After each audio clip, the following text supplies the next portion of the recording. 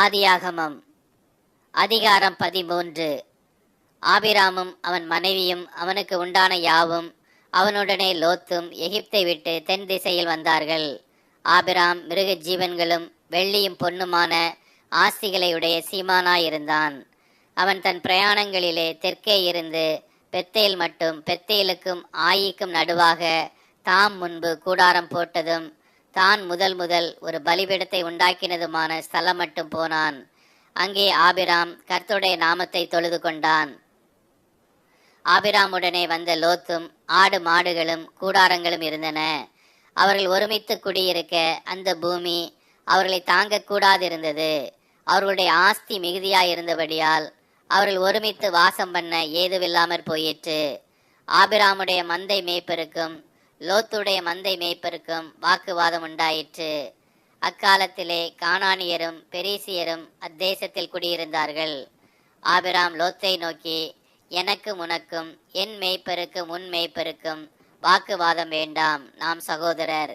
இந்த தேசமெல்லாம் உனக்கு முன் இருக்கிறதல்லவா? நீ என்னை விட்டு பிரிந்து போகலாம். நீ இடதுபுறம் போனால் நான் வலதுபுறம் போகிறேன், நீ வலதுபுறம் போனால் நான் இடதுபுறம் போகிறேன் என்றான். அப்பொழுது லோத்து தன் கண்களை ஏறெடுத்து பார்த்து யோர்தான் நதிக்கு அருகான சமபூமி முழுவதும் நீர்வளம் பொருந்தினதாயிருக்க கண்டான். கர்த்தர் சோதோமையும் கொமாராவையும் அழிக்கும் முன்னே சோவாருக்கு போம் வழி மட்டும் அது கர்த்தருடைய தோட்டத்தைப் போலவும் எகிப்து தேசத்தைப் போலவும் இருந்தது. அப்பொழுது லோத்து யோர்தானுக்கு அருகான சம பூமி முழுவதையும் தெரிந்து கொண்டு கிழக்கே பிரயாணப்பட்டு போனான். இப்படி அவர்கள் ஒருவரை ஒருவர் விட்டு பிரிந்தார்கள். ஆபிராம் கானான் தேசத்தில் குடியிருந்தான்.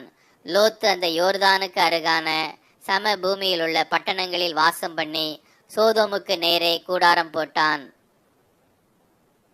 சோதோமின் ஜனங்கள் பொல்லாதவர்களும் கர்த்தருக்கு முன்பாக மகா பாவிகளுமாயிருந்தார்கள்.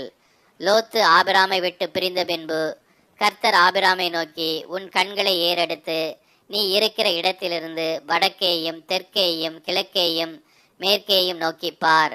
நீ பார்க்கிற இந்த பூமி முழுவதையும் நான் உனக்கும் உன் சந்ததிக்கும் என்றைக்கும் இருக்கும்படி கொடுத்து உன் சந்ததியை பூமியின் தூளை போல பெருக பண்ணுவேன். ஒருவன் பூமியின் தூளை எண்ணக்கூடுமானால் உன் சந்ததியும் எண்ணப்படும். நீ எழுந்து தேசத்தின் நீளமும் அகலமும் எம்மட்டோ அம்மட்டும் நடந்து திரி, உனக்கு அதை தருவேன் என்றார். அப்பொழுது ஆபிராம் கூடாரத்தை பெயர்த்து கொண்டு போய் எபிரோனில் இருக்கும் மம்ரேயின் சம பூமியில் சேர்ந்து குடியிருந்து அங்கே கர்த்தருக்கு ஒரு பலிபீடத்தை கட்டினான்.